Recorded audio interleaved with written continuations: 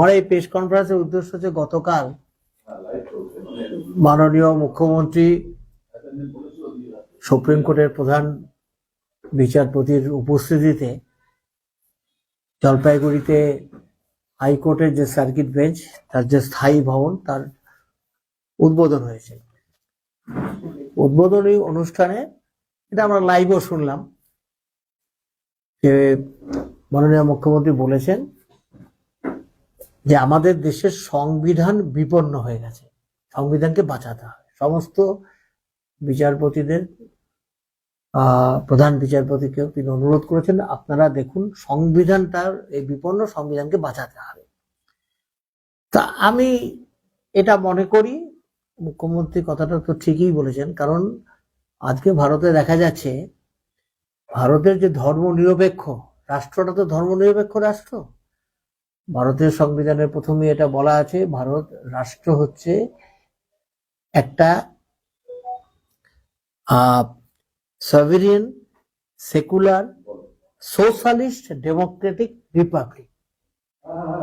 তাহলে ভারত রাষ্ট্র হচ্ছে একটি ধর্মনিরপেক্ষ রাষ্ট্র, যে রাষ্ট্রের কোনো ধর্ম নেই, যে রাষ্ট্রে সব ধর্মেরই সমান অধিকার রয়েছে এবং রাষ্ট্রের দায়িত্ব হচ্ছে সকলেরই ব্যক্তিগত ধর্ম আচরণটাকে যাতে সুরক্ষিত থাকে, সেটার দায়িত্ব হচ্ছে রাষ্ট্রের। এটা তো আমরা সবাই জানি। স্বাভাবিকভাবে এই যে তিনি সংবিধানকে বাঁচাবার কথাটা বলেছেন, সংবিধানটা যে বিপন্ন, এটা ঠিকই এই ভারতের এই ধর্মনিরপেক্ষ রাষ্ট্রটাকে বিজেপি তারা একটা হিন্দু রাষ্ট্রতে পরিণত করতে চায় এবং সেই জন্য বিজেপি সংবিধানটাকে আরো বিপন্ন করেছে। আমি এই বিষয়তে একমত তার সাথে, মমতা ব্যানার্জির সাথে। মুখ্যমন্ত্রী তিনি যে বলেছেন যে সংবিধান বিপন্ন, আমি বলছি সংবিধানেরই একটি অংশ, মূল কাঠামোগত অংশ, যাকে বলে মূল কাঠামোগত অংশ, সেটা হচ্ছে ধর্মনিরপেক্ষতা, সেকুলারিজম। এই সেকুলারিজমকে বাদ দিয়ে যদি ভারতের সংবিধানের যদি কাঠামোর কথা বলা হয়, ধর্মনিরপেক্ষতা হচ্ছে ভারতবর্ষের সংবিধানের অপরিহার্য একটি অঙ্গ। এই কাঠামোটাকে কেউ কোনো পরিবর্তন করতে পারে না। আমি এই কথাটাও বললাম। এই প্রসঙ্গে আমি এই কথাটা বলতে চাইছি, মাননীয় মুখ্যমন্ত্রী সরকারি উদ্যোগে গত পরশুদিন শিলিগুড়ির মাটিগাড়াতে তিনি একটি মহাকাল মন্দির নির্মাণের ভিত্তিপ্রস্তর স্থাপন করেছেন। আমি এটা ব্যক্তিগতভাবে মনে করি, মুখ্যমন্ত্রী ব্যক্তিগতভাবে কোনো জায়গাতে কোনো মন্দিরে যেতে পারেন, মন্দির উদ্বোধন করতে পারেন, মন্দিরের ভিত্তিপ্রস্তর স্থাপন করতে পারেন, আমার সেই ব্যাপারে কোনো আপত্তি নেই। আমাদের দেশে অজস্র মন্দির হতে পারে, অজস্র মসজিদ হতে পারে, বৌদ্ধ মন্দির হতে পারে। আমাদের দেশের আইনের মধ্যেই শুধু আমাদের যে ইন্ডিয়ান পেনাল কোড আইপিসি আছে তাই নয়, ভারতবর্ষ যে এরকম একটা ধর্মনিরপেক্ষ রাষ্ট্র যেখানে বিভিন্ন ধর্মেরও আলাদা আলাদা আইন আছে। যেমন মুসলিম পার্সোনাল ল আছে, ওয়াক অফ আইন আছে, হিন্দু পারিবারিক আইন আছে, এরকম বিভিন্ন আইন আছে আলাদা আলাদা। এমনকি কখনো কখনো কোনো মন্দিরে যদি কোনো নিম্ন বর্ণের হিন্দুকে প্রবেশ করতে না দেওয়া হয়, তাহলে তার প্রবেশাধিকারকে নিশ্চিত করার জন্য কিন্তু আইনের নির্দেশ দেওয়া যেতে পারে।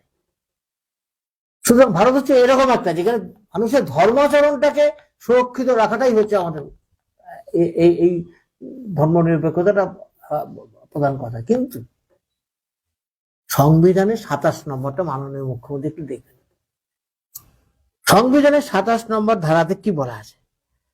সংবিধানের 27 নম্বর ধারাতে এটা পরিষ্কার যেটা বলা আছে যে আপনারা যদি 27 নম্বর ধারাটা যদি পড়েন, তাতে কি বলা আছে? যেটা বলা আছে এর মানে অর্থটা দাঁড়া হচ্ছে এরকম, Bharat, the state does not favor any single religion and has no official state religion. দেশের কোনো রাষ্ট্রীয় ধর্ম নেই। তারপরে এখানে কি বলা হয়েছে, আর্টিকেল 27, আমি ইংরেজিতে পড়ে দিচ্ছি। No person shall be compelled to pay any taxes the proceeds of which are specifically appropriated in payment of expenses for the promotion or maintenance of any particular religion denomination. এর ব্যাখ্যা হচ্ছে, সংবিধান বিশেষজ্ঞদের ব্যাখ্যাটা কি, কর থেকে যে আয় হয় তা রাষ্ট্রীয় কোষাগারে যায়, তা কোনো নির্দিষ্ট ধর্ম বা ধর্মীয় সম্প্রদায়ের প্রচার বা রক্ষণাবেক্ষণের জন্য ব্যয় করা যাবে না। কিন্তু মুখ্যমন্ত্রী এই সংবিধানটাকে ভায়োলেট করেছেন। মুখ্যমন্ত্রী যা করেছেন এবং যা বলেছেন, তিনি যে কাজটা করেছেন সেটা অসাংবিধানিক, এবং আমি তার সাথে বলছি এটা অনৈতিক, অসাংবিধানিক এবং অনৈতিক। তিনি যে কথা বলেছেন যে শিল্প না, কলকারখানা না, কর্মসংস্থান হতে পারে মন্দির নির্মাণ করে, মন্দির নির্মাণ করেই কর্মসংস্থান হতে পারে, তিনি থেকে সেটাকে জাস্টিফাই করেছেন। সত্যি একজন মুখ্যমন্ত্রী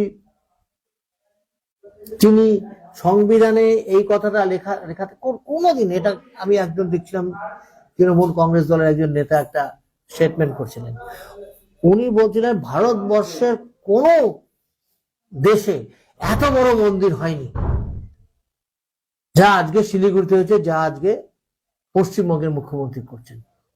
কারণটা কোন মুখ্যমন্ত্রী এটা কখনো করতে পারে না, তারা জানেন এটা করা যায় না। মন্দির কখনো রাষ্ট্রের উদ্যোগ হয় না, মসজিদ কখনো রাষ্ট্রের উদ্যোগে হয় না, কারণ দেশটা হচ্ছে সেকুলার।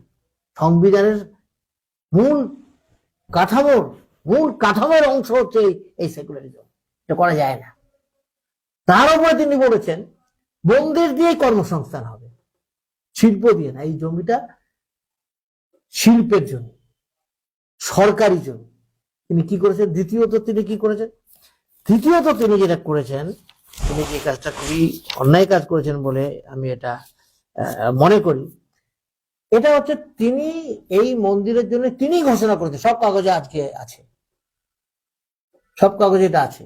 তিনি কি ঘোষণা করেছেন, তিনি ঘোষণা করেছেন 340 কোটি টাকা রাষ্ট্রীয় তহবিল থেকে দেওয়া হবে। কিন্তু সংবিধান বলছে কোনোভাবে স্টেট এক্সচেকার থেকে, রাষ্ট্রীয় তহবিল থেকে কোনো অর্থ কোনো ধর্মীয় প্রতিষ্ঠানের জন্য খরচ করা যায় না, করা যাবে না, করা যাবে না। তাহলে তিনি করেছেন, কোন জমি দিয়েছেন, সরকারি জমি যেখানে শিল্প হওয়ার কথা, সেই জমি কত টাকায় দিয়েছেন, 1 টাকায় দিয়েছেন। বাজার দাম কত তার, অন্তত পক্ষে 700 কোটি টাকা। তাহলে একটা মন্দির তৈরি করার জন্য তিনি নিজেই স্বীকার করলেন প্রায় 1100 কোটি টাকা, প্রায় 1000 কোটি টাকা তিনি বরাদ্দ করেছেন, তিনি খরচা করবেন, যেটা সারা ভারতবর্ষে কোনোদিন হয়নি। একবার বহুদিন আগে দেশের স্বাধীনতার পর একবার, তখন প্রধানমন্ত্রী ছিলেন জওহরলাল নেহরু আর রাষ্ট্রপতি ছিলেন রাজেন্দ্র প্রসাদ। রাজেন্দ্র প্রসাদ সোমনাথের মন্দির উদ্বোধন করতে যাচ্ছিলেন, নেহরু আপত্তি করেছিলেন, বলছে এটা করবেন না, আমাদের দেশটা হচ্ছে ধর্মনিরপেক্ষ। আমাদের দেশ তো পাকিস্তান না, পাকিস্তানের একটা নিজস্ব রাষ্ট্রীয় ধর্ম আছে, ইসলাম ধর্ম, বাংলাদেশেরও আছে, কোন কোন জায়গায় খ্রিস্টান ধর্ম আছে। কিন্তু ভারতবর্ষে যখন অনেক বিতর্কের পরে কি থেকে হলো, ভারতবর্ষের কোন রাষ্ট্রের কোন ধর্ম থাকবে না, সেকুলারিজম। ঠিকই ভারতবর্ষের সেকুলারিজম আর ওয়েস্টার্ন সেকুলারিজমটার মধ্যে পার্থক্য আছে, সেটা ব্যাপারে আমি যাচ্ছি না। কিন্তু আমি শুধু এই কথাটাই বলছি, রাষ্ট্র কখনো মন্দির বা মসজিদ বা ধর্মস্থান নির্মাণ করতে পারে না। এইটা মুখ্যমন্ত্রী করেছেন, এবং এটা ভারতবর্ষে কোথাও হয়নি কোনদিন, যতদূর আমি জানি। এই কাজটা অসাংবিধানিক এবং অনৈতিক। সেই জন্য যদি মুখ্যমন্ত্রী নিজেই যদি এরকম ভাবে সংবিধানের এই প্রভিশনটাকে 27 27 নম্বর ধারা আমি পড়ে শোনালাম আপনাদের কাছে। 15 থেকে 27 নম্বর ধারাগুলো আপনারা ভালোভাবে পড়বেন। আমি আরেকটা জিনিস আপনাদের কাছে আমি এটা কয়েকটা যেটা বলি, যে পরপর গতকালকে সার্কিট বেঞ্চে আবেদন জানানো বিচারপতির সামনে পাশাপাশি এই বন্দি, এগুলো কি 2026-এর বিধানসভা? আমি আবার বলছি, আমি আসছি, এটা আসবো।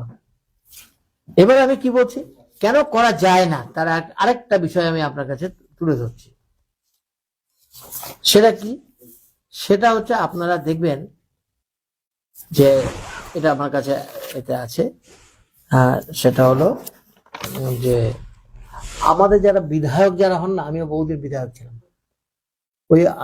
ওই আইনটা এখনো আছে। সেটা কি? এটা একটা গাইডলাইন আছে সরকারের। সেই গাইডলাইন হচ্ছে বিধায়ক এলাকা উন্নয়ন তহবিলের গাইডলাইন। এই যে বিধায়ক এলাকা উন্নয়ন তহবিলের যে গাইডলাইন আছে সেটাকে বলে বিইউপি। এই বিইউপিতে কি বলা আছে? বিইউপিতে বলা আছে যে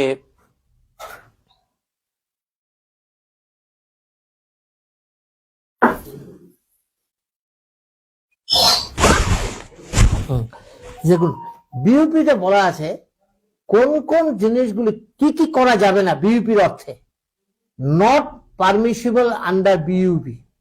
কি কি? সরকার, এই সরকারেরই গাইডলাইন। কিন্তু মুখ্যমন্ত্রী নিজেও কিন্তু একজন বিধায়ক। কি বলেছেন? 9 নম্বরে বলেছেন কি কোথায় কি কি করা যাবে না। 9 নম্বর 10টা বলেছে করা যাবে না। একটা বলছে প্লেসেস ফর রিলিজিয়াস ওয়ার্শিপ, কোন ধর্মীয় স্থানের জন্য, মন্দির মসজিদ বা অন্য গির্জা ইত্যাদির জন্য এই অর্থ কোনো ব্যয় করা যাবে না।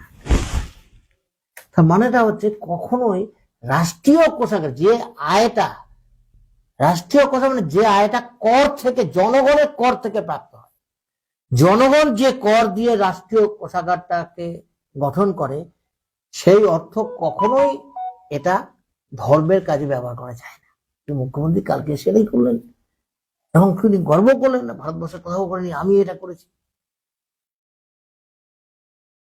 এবার আমি যে কথাটা বলতে চাইছি সেটা হচ্ছে মুখ্যমন্ত্রী এটা করলেন কেন? মুখ্যমন্ত্রী সত্যি সত্যি কি এটা মনে করছেন বিজেপির বিরুদ্ধে কি সত্যি সত্যি তিনি লড়াই চান? যেমন আমরা বামপন্থীরা, আমরা তো প্রকাশ্যে বিজেপির সাম্প্রদায়িক মৌলবাদী যে রাজনীতি, বিজেপি যে সংবিধানটাকে বিপন্ন করছে, বিজেপি যে ধর্ম নিরপেক্ষ রাষ্ট্রটাকে হিন্দু রাষ্ট্রে পরিণত করতে চায়, তার বিরুদ্ধে আমরা কন্টিনিউয়াস ফাইট করে চলছি বহুদিন থেকে। আমাদের মুখ্যমন্ত্রী ছিলেন জ্যোতি বসু, তিনি কি বলেছিলেন বিজেপিকে? বিজেপিকে বলেছিলেন এটা অসভ্য বর্বর পার্টি, কারণ যারা এটি অন্য একটা ধর্মের একটা মসজিদ, সেই মসজিদটাকে ধ্বংস করেছে। কন্টিনিউয়াস আমরা এই কথা, গতকালও আমরা এই কথাই বলেছি, এই কথা নিয়ে আমরা শপথ নিয়েছি যে আমরা ধর্ম নিরপেক্ষতাটাকে আমরা রক্ষা করবো, সাম্প্রদায়িকতার বিরুদ্ধে আমরা লড়াই করবো, আমরা বলেছি। মুখ্যমন্ত্রী যা করলেন পরশুদিন শিলিগুড়িতে, এর আগে একটা করেছেন নিউ টাউনে কলকাতাতে, তাতে যেটা করলেন এটা তো ধর্ম, সেটা তো সংবিধানের ভায়োলেশন তো বটেই, তার সঙ্গে তিনি একটা সফট হিন্দুত্বের দ্বারা স্ট্রং হিন্দুত্বকে লড়তে চাইছেন। এটা হয় না। হিন্দুত্বের বা কোনো ধর্মের মৌলবাদের বিরুদ্ধে লড়াই করতে গেলে সে লড়াইটা করতে হয়, শুধু ইলেকট্রাল লড়াই করে সেটা হয় না, নির্বাচনী লড়াই করে শুধু হবে না, সেই লড়াইটা করতে হবে ইডিওলজিক্যালি এবং কালচারালি, মতাদর্শগত ভাবে এবং সাংস্কৃতিক ভাবে লড়তে হবে। কিন্তু সেটা কি সত্যি সত্যি মমতা ব্যানার্জি পারবেন? এই কথাগুলো বরাবর বহু লোক মমতা ব্যানার্জি তৃণমূল কংগ্রেসকে বিগত 3টা নির্বাচনে বহু লোককে আমি দেখেছি তারা বিজেপিকে আটকানোর জন্য তৃণমূলকে ভোট দিয়েছে। এবার তো আজকে এই প্রশ্নটাই মানুষ করছেন যে আপনি কিভাবে বিজেপিকে আটকাবে, যে বিজেপি যে পথে যাচ্ছে আপনি তো সেই পথে যাচ্ছেন। বিজেপি হয়তো একটু হার্ড মানে ইয়ে করছেন, হিন্দুইজম করছেন, উনি হচ্ছেন সফট হিন্দুইজম করছেন। পার্থক্যটা কি থাকবে? কিন্তু এটা করলেন কেন? করেছেন তিনি বিভিন্ন কাগজে এটা বেরিয়েছে, এইটা তিনি করতে চেয়েছেন, তিনি মনে করছেন এর দ্বারা হিন্দুদের একটা ভোটকে আমি পেতে পারি। তিনি এটা মনে করছেন, ঠিক আছে, সেটা তিনি মনে করতে পারেন। তিনি হিন্দুদের ভোট পাওয়ার চেষ্টা করুন না, কে আপত্তি করেছে? তিনি মুসলমানের ভোট দেওয়ার কে আপত্তি করেছে? কিন্তু তিনি কখনো সেটা রাষ্ট্রের কোষাগারের অর্থ ব্যয় করে করতে পারেন না। কনস্টিটিউশনের 27 নম্বর ধারাতে এই কথাই বলা আছে। তিনি এটা করতেন, তিনি বলেছেন, তাকে অনেকে তিনি তোষণ করছেন এই অভিযোগকে করে, তার থেকে তিনি মুক্তি চাইছেন এই অভিযোগ থেকে, এবং তার জন্য তিনি অনেক পলিটিক্যাল আন্দোলন করতে পারেন, তিনি অনেক মতাদর্শক আন্দোলন করতে পারেন, তিনি তার নিয়ে প্রচার করতে পারেন তাদের কর্মীদের মাধ্যমে, সবকিছু করতে পারেন। কিন্তু সরকারি অর্থ দিয়ে নিজের ভাবমূর্তিকে ঠিক নির্বাচনের আগের মুহূর্তে এইটা করাটা কি ঠিক? মুখ্যমন্ত্রী একবার ভাবুন, তিনি যে বলছেন যে সংবিধান বিপন্ন, ধর্মনিরপেক্ষতা বিপন্ন, এই বিপন্নতাটা তার দ্বারাও কি হচ্ছে না, দ্বারা তিনি ওদের বিপন্ন করে দিচ্ছেন। আমি কেন বললাম, আমি এই জমিটা ছিল শিলিগুড়ি জলপাইগুড়ি ডেভেলপমেন্ট অথরিটি। উত্তরবঙ্গের মানুষ কি চায়? কর্মসংস্থান চায়। সেই জন্য উন্নয়নের সাথে সাথে আমরা ড্রাই পোর্ট, টি পার্ক, ফুড পার্ক থেকে শুরু করে নানা ধরনের কর্মসংস্থানমুখী প্যারিসেবল কার্গো, পাইনাপল ডেভেলপমেন্ট সেন্টার থেকে শুরু করে সমস্ত কাজগুলি করেছিলাম। কেন? পরিকাঠামোর সাথে সাথে যাতে কর্মসংস্থানের সৃষ্টি হতে পারে। উত্তরবঙ্গে কর্মসংস্থান নেই। সরকারি অফিসগুলিতে রিটায়ার্ড লোকদের নেওয়া হচ্ছে, হাজার হাজার লক্ষ লক্ষ পোস্ট শূন্য। সমস্ত পুলিশটা চালাচ্ছে হচ্ছে সিভিল ভলেন্টিয়ার। আজকে একটা জায়গায় 100 জন যদি স্টাফ থাকে, আমি দায়িত্ব নিয়ে বলছি, তার মধ্যে 20 জন হচ্ছে স্থায়ী, আর সব হচ্ছে ক্যাজুয়াল, নালে কন্ট্রাকচুয়াল, নালে কন্ট্রাক্টরের আন্ডারে। তাহলে উত্তরবঙ্গের মানুষ কি চাইছে? উত্তরবঙ্গের মানুষ শিল্প চায়, কর্মসংস্থান চায়, অর্থনৈতিক কর্মকাণ্ড বৃদ্ধি পাক। সেটা হয়, এটা কখনোই মন্দির দিয়ে, মন্দিরের বিকল্প না। মন্দির তো হতেই পারে, কত বড় হনুমানের মন্দির হয়েছে মালবাজারে, এ কি সরকার করেছে নাকি? উত্তরবঙ্গের স্থানীয় মানুষেরা করেছে, করুক না, কে না করেছে, যে কেউ করতে পারে। সেটা রাষ্ট্রের উদ্যোগে কেন হবে? রাষ্ট্রীয় কোষাগারের অর্থ কেন ব্যয় হবে? কেন 1 টাকা দিয়ে এই জমিটা দেওয়া হলো? কাদেরকে দেওয়া হলো? এই জমিটা দেওয়া হলো একটা ট্রাস্টকে। তার চেয়ারম্যান কে? তার চেয়ারম্যান হচ্ছে চিফ সেক্রেটারি। তার চেয়ারম্যান চিফ সেক্রেটারি। তারপরে এটা কে নির্মাণ করবে এই মন্দিরটা? হিডকো, এটা সরকারি কোম্পানি, একটা সরকারি কোম্পানি হিডকো সেটা নির্মাণ করে। এন্টার এই প্রসেসটা হচ্ছে রাষ্ট্রের উদ্যোগে, কনস্টিটিউশনকে ভায়োলেট করে, ধর্মনিরপেক্ষতার আদর্শকে ভায়োলেট করে মুখ্যমন্ত্রী এই ভিত্তিপ্রস্তর করে অত্যন্ত গর্ববোধ করছেন, এবং তার অনুগত যারা আছেন তারা বলছেন এইটাই প্রথম, এত বড় একটা শিব মন্দির আর কোথাও হয়নি। কে করেছেন? মুখ্যমন্ত্রী মমতা ব্যানার্জি। এটা কি গর্ব করার বিষয় নাকি এটা লজ্জার বিষয়? তিনি তো কালকে তো যে কথাটা বলেছেন সংবিধান বিপন্ন, আজকে আমরাও তো আমাদের মতো সাধারণ মানুষ, আপনাদের মতো সাধারণ মানুষ, তারাও তো এটা বোধ করবেন সংবিধান বিপন্ন। না হলে এই কাজটা করেন শুধুমাত্র ভোটের আগে, ভোটের জন্য। এইভাবে কি বিজেপি কি রোখা যায়? রোখা যাবে? বিজেপিকে তো রুখতে হবে ইলেকট্রালি, ইডিওলজিক্যালি, কালচারালি, এবং এটা কন্টিনিউয়াস প্রসেস, এটা চলমান। এটা কখনো একদিনের একটা করে দিলাম হয়ে গেল, বিজেপির হয়ে গেল, তা না। সেখানে ধর্মকে দিয়েই ধর্মকে আটকানোর চেষ্টা করা হচ্ছে। ধর্ম দিয়ে ধর্মকে আটকানোর চেষ্টা হচ্ছে, নাকি ধর্মকে ব্যবহার করে নির্বাচনে সেটাকে ব্যবহার করতে চাইছেন? সেটাই তো